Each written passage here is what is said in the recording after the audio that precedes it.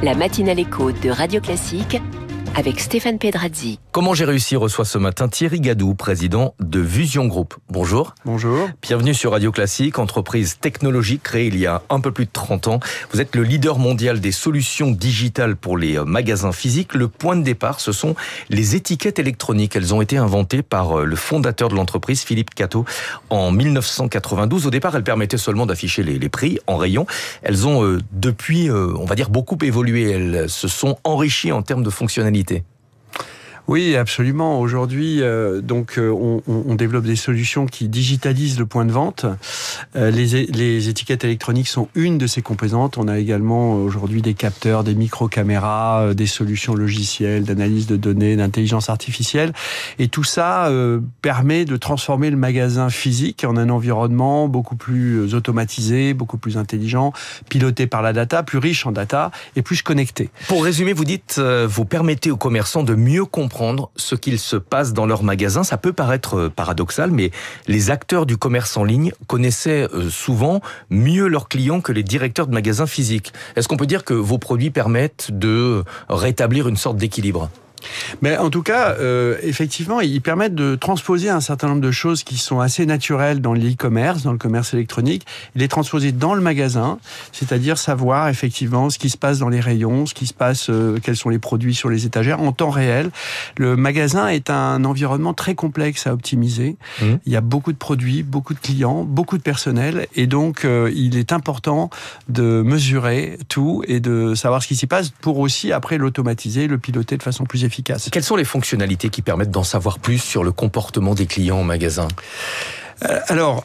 Déjà, je dirais savoir qui est dans votre magasin. Aujourd'hui, ça paraît surprenant quand on est un client de l'e-commerce. Évidemment, on sait que quel produit il a regardé, quel produit il a regardé. C'est naturel en e-commerce. N'ont finalement pas été acheté. Alors que dans un magasin, vous pouvez très bien avoir quelqu'un qui fait le déplacement, qui vient chez vous, passer une demi-heure et vous ne savez même pas qu'il a été chez vous.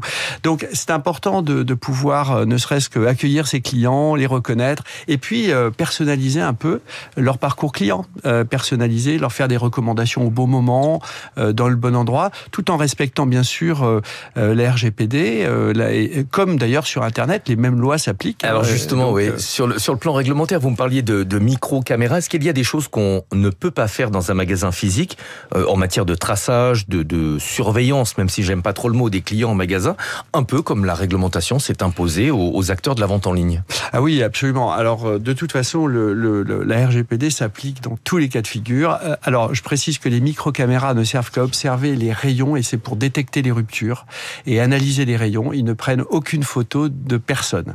Ça, c'est important.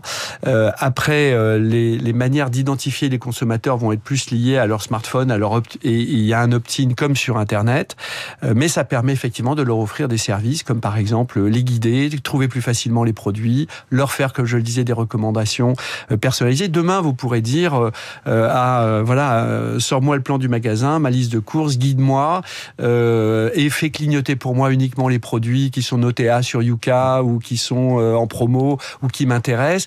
Donc toute cette personnalisation auquel les consommateurs sont complètement habitués sur Internet va devenir complètement naturelle dans le magasin physique, qui, je le rappelle, est de très loin le premier canal du commerce dans le monde. Vos outils connectés produisent de la donnée. Comment est-ce que cette donnée est exploitée en aval ? Comment est-ce qu'elle permet aux commerçants d'être plus performants ?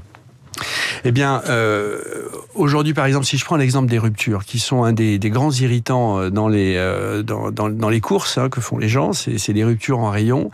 Aujourd'hui, des petites caméras miniatures analysent les rayons en temps réel, détectent les ruptures automatiquement et permettent de les réapprovisionner plus rapidement.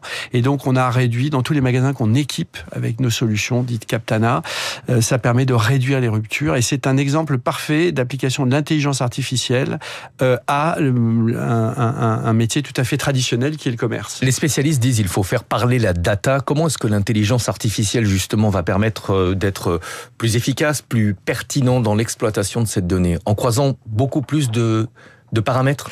Oui, exactement. En fait, la digitalisation, la numérisation des points de vente va créer énormément de data. Elle va faire d'ailleurs des commerçants des géants de la data. des nouveaux géants de la data. Et évidemment, toute cette data nouvelle doit être traitée, doit être analysée en temps réel, de telle sorte à ce que ça permette de produire des diagnostics très rapides, des recommandations, parce que le magasin, c'est un magasin c'est un environnement qui vit à 100 à l'heure, et il faut prendre des décisions à chaque minute. Quels sont les produits les plus urgents à réapprovisionner en rayon, quels sont... voilà. Donc il y a énormément de choses à faire pour optimiser la logistique, la disponibilité, et l'intelligence artificielle va servir à ça, de même qu'à aussi offrir une expérience client plus personnalisée dans le magasin. Merci beaucoup Thierry Gadou d'être venu ce matin sur Radio Classique, président de Vusion Group. Vous êtes numéro 1 mondial, numéro 1 aux États-Unis. Merci beaucoup de nous avoir rendu visite ce matin. Luc Ferry nous a rejoint